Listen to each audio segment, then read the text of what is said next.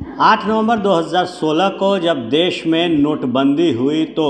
कई सवाल खड़े हो गए, राजनीति भी खूब की गई और केंद्र सरकार ने यह साफ कर दिया कि इस नोटबंदी से काले धन पर ब्रेक लगेगी, करप्शन खत्म होगा, आतंकवाद की जो कमर है वो टूटेगी। नोटबंदी के बाद हमने देखा कि लंबी लंबी जो कतारें थी वो एटीएम के बाहर लगती थी और जो पुराने 1000 और 500 के नोट थे उसे वापस बैंक में देने के लिए कतारें बढ़ी रहती थी। बहरहाल अब आरबीआई ने एक नया और जो बड़ा फैसला है वो कर लिया है। इसके साथ ही अब मार्केट में जो 2000 के नोट हैं उसे वापस बैंक में देने होंगे।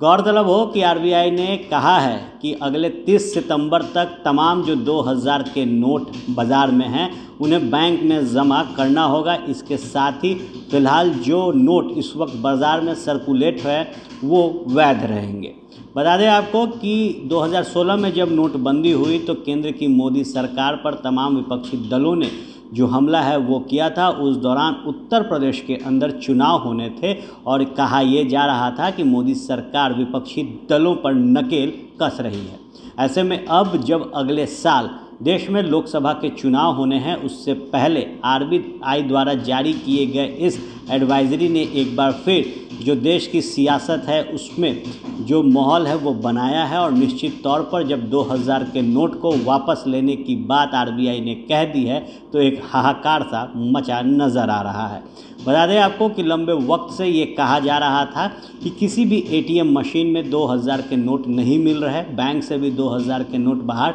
नहीं दिए जा रहे। ऐसे में ये भी कयास लग रहा था कि कई बड़े लोगों ने जो ब्लैक मनी की बात कही जाती है ऐसे में 2000 के नोट को दबा दिया था और अब जब आरबीआई ने ये बड़ा फैसला किया है तो निश्चित तौर पर एक बार फिर उन लोगों के ऊपर बड़ा डंडा चलेगा जो करप्शन कर रहे हैं। हमने देखा कि कई जगहों पर कई ठिकानों पर जब बड़े एजेंसियों द्वारा छापेमारी की जाती है तो बड़े तादाद में 2000 के नोट पकड़े जाते हैं। ऐसे में अब जब आरबीआई ने एडवाइजरी जारी की है कि अगले 30 सितंबर 2023 तक सभी जो 2000 के नोट हैं वो बैंक में होंगे, बैंक वापस अपने पैसों को लेगी और अगले